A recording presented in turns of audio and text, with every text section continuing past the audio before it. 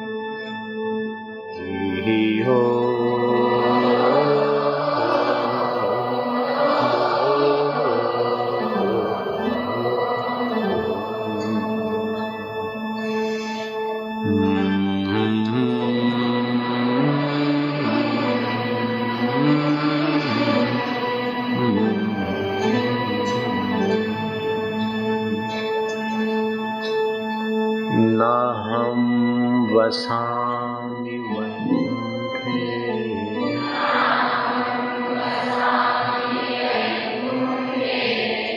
योगिनां हृदयेन वै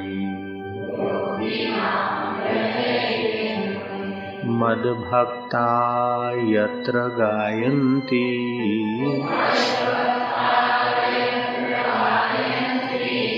तत्र तिष्ठामि नारद। हरि हरि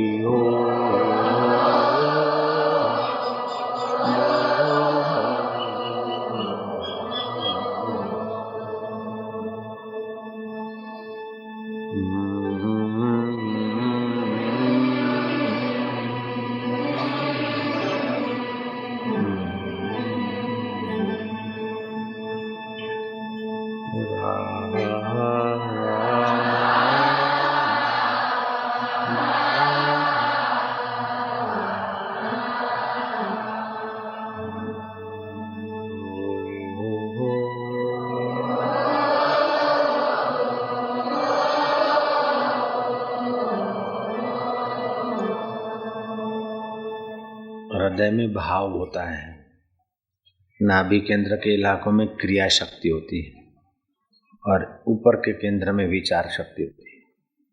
इसीलिए कोई मांगलिक काम करते समय ललाट पे तिलक करके फिर शुरू किया जाता है। दूसरी बात, मांगलिक काम करने की तो क्रिया शक्ति चाहिए, मांगलिक काम के लिए मांगलिक भाव चाहिए, लेकिन इन दोनों की रक्षा तो विचार से ही होगी। इसलिए भी डूटी पे तिलक नहीं करते, यहाँ तिलक नहीं करते, ललाट पे तिलक करते।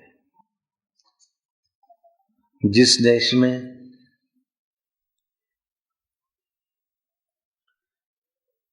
इस योगिक विद्या का पता नहीं, उस देश की महिलाएं तिलक नहीं लगाती। जिस देश में इस योगिक विद्या का पता है, उस देश की महिलाएं तिलक करती। स्त्री जात भावना प्रधान होती। स्त्री जात को बालक को जन्म देना होता है, इसलिए उसका मन स्वाधिष्ठान और मणिपुर केंद्र में ज्यादा रहता है। मन और प्राण गर्भ धारण करती तो उस इलाके में उसका मन ज्यादा रहता है। इसलिए मंदिरों में, टूणा फूणा में अथवा भय में या संशय में स्त्री जाति की संख्या जितनी होगी उतनी पुरुष जाति की नहीं होती। तो नीचे के केंद्र में संदेह भी रहता है, भय भी रहता है, श्रद्धा भी रहती है। तो श्रद्धा तो अच्छी चीज है, लेकिन वो भय और संदेह उन केंद्रों में रहता है। जैसे बालक को कुछ हो न जाए, ये भय संदेह होना, सावधानी होना तो अच्छा भी है, लेकिन कभी कभी ऐसी मन की आदत बनी रहे और स्त्री जब स्वर्गवास होती है तो उसके अंतःकरण में अगर कमजोरी की भावना है तो मरने के बाद क्या पता कौन सी आत्मा के प्रभाव में आ जाए। उसकी मरने के बाद क्या पता कैसी गति हो। इसलिए दयालु ऋषियों ने स्त्री का छठा केंद्र भी पुरुष को तो स्वाभाविक विचार प्रधान का है और स्त्री को भावना प्रधान का है। तो भावना के साथ साथ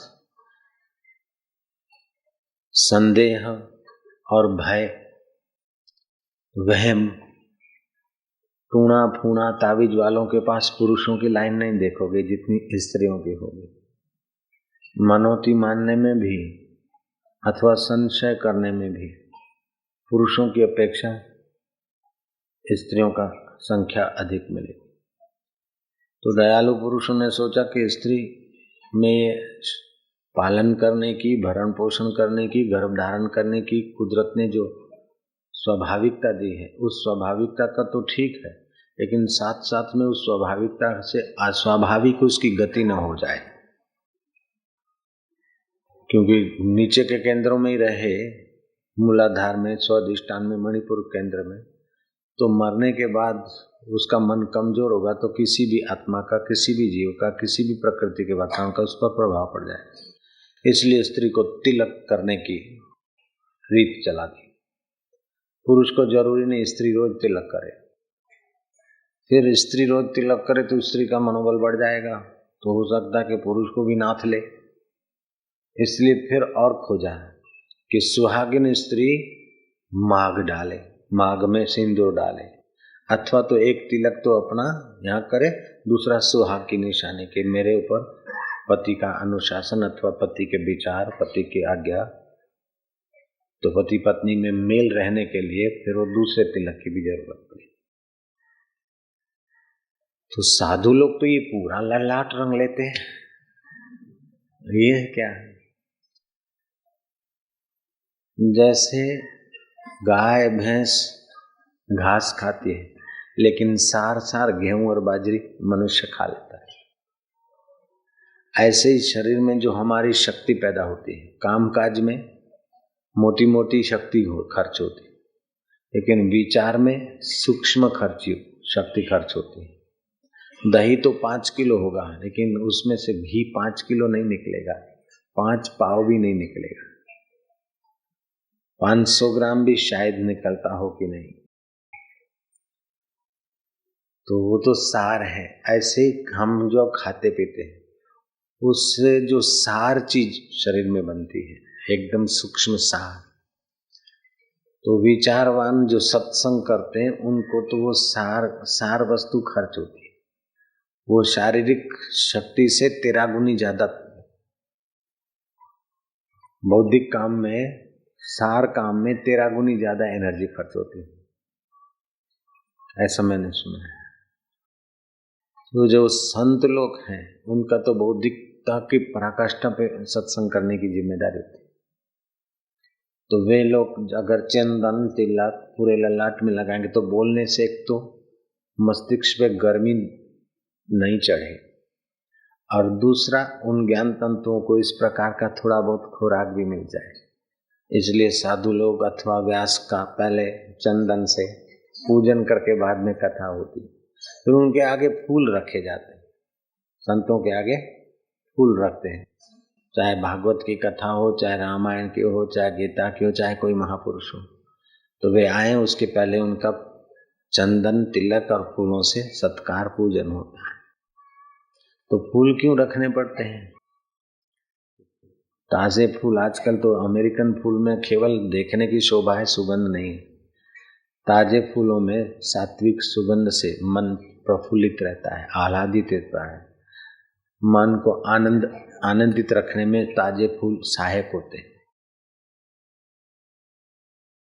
सत्संग करने वाले महापुरुष अगर चाय पी के सत्संग करेंगे तो चाय छाप सत्संग होगा, और भगवान का ध्यान भजन करके अपना अंतःकरण प्रफुल्लित करते हैं, तो जैसे उनका हृदय खिला है ऐसे खिले हुए फूल उनके आगे धर के फिर उस खिले हुए हृदय की खिलावट सारे समाज को मिले, इसलिए वो व्यवस्था की। यहाँ फूल पड़े हैं, ये फूल पड़े। जैसे रास्ते में जाते तो कोई गंदी चीज देखते हैं तो मन सुकुच आता है, चेहरे पे सिकन आ जाती है, ऐसे फूल देखकर चेहरे पर प्रफुल्लता आ जाती है।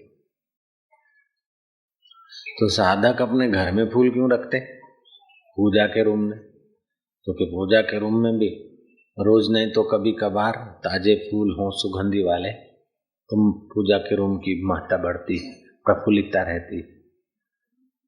बोले अगरबत्ती कर दे, तो अगरबत्ती तो ठीक है, लेकिन अगरबत्ती आजकल केमिकल का उपयोग बहुत होता है, परफ्यूम, इससे सुगंध जैसा तो लगता है लेकिन सात्विकता का ह्रास होता है।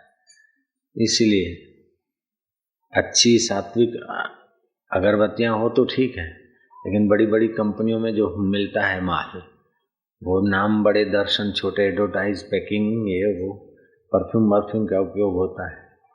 इसीलिए समिति वालों ने अपने घर की अगरबत्तियां बनाना, साधक तक पहुंचाना, ये सब किया। जैसे सिनेमा है, देखने में तो सिनेमा अच्छा लगता है, मजा आता है, लेकिन सिनेमा का परिणाम जुआनों से पूछो, समझदारों से, वो तो ये कहेंगे